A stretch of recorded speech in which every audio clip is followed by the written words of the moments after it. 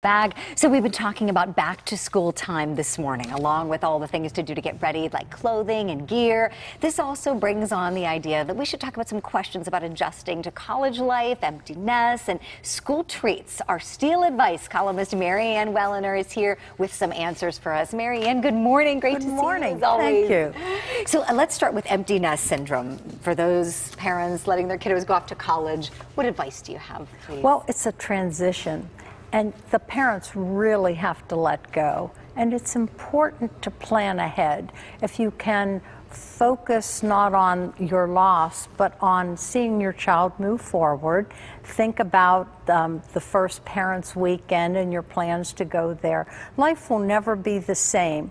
But if you hold on to your child and make them feel guilty that you're so lonely, then you've defeated the purpose of letting them go. And it's important to remember that an empty nest is what you want. They've learned how to fly.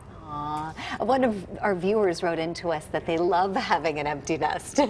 So you see that as a good thing? Yes, I think it's wonderful. Yes. And someone wrote to me, what if they do come back? What do you do? And what you do, I have a two-pronged plan that worked for me. Oh, tell us, please. You smother them with questions.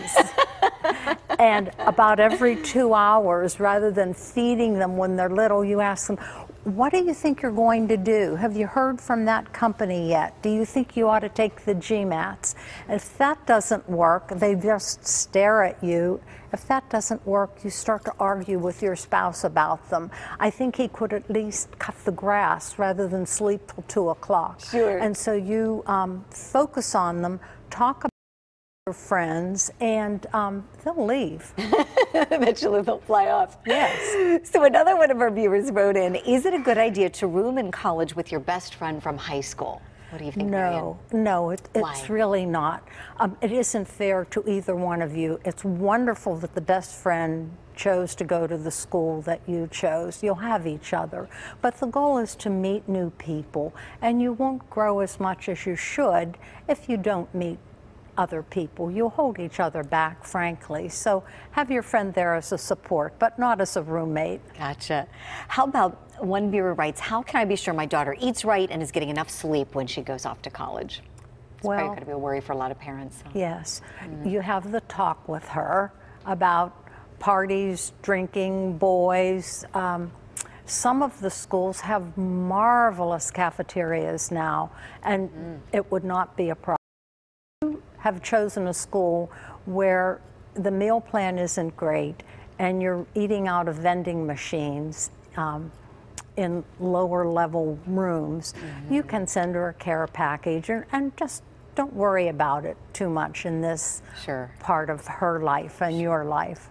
And if your child gets a nightmare roommate, for instance, one viewer wrote in, my daughter had a really weird roommate first semester. The roommate entertained all night long, skipped classes, wore her daughter's clothing, and she wondered as a mom, should I have stepped in or just let my daughter handle it? That's a common problem because you don't want to be the helicopter mom, and yet you are your child's advocate.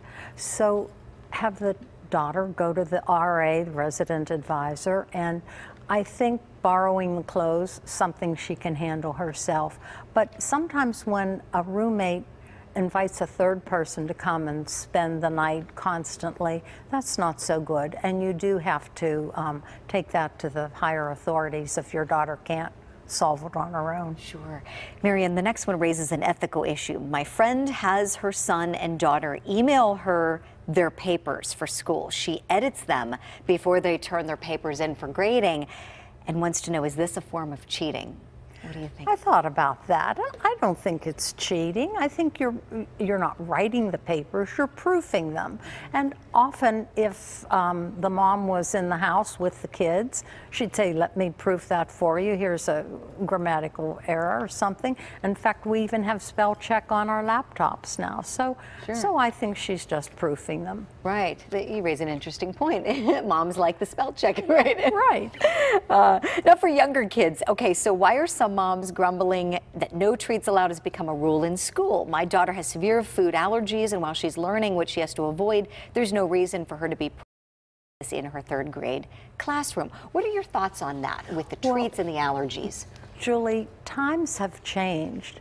1 in 13 kids in America today has a food allergy. Their environmental factors have changed, the way we live has changed, and this has all contributed to it. But we know more about nutrition now. So to have homemade baked goods, we're trying really to get away from the sweet treats and the sugar treats. Most of the schools around the country are eliminating that. And if anything, in fact, is brought into a school, it has to be purchased with the nutrition content on it.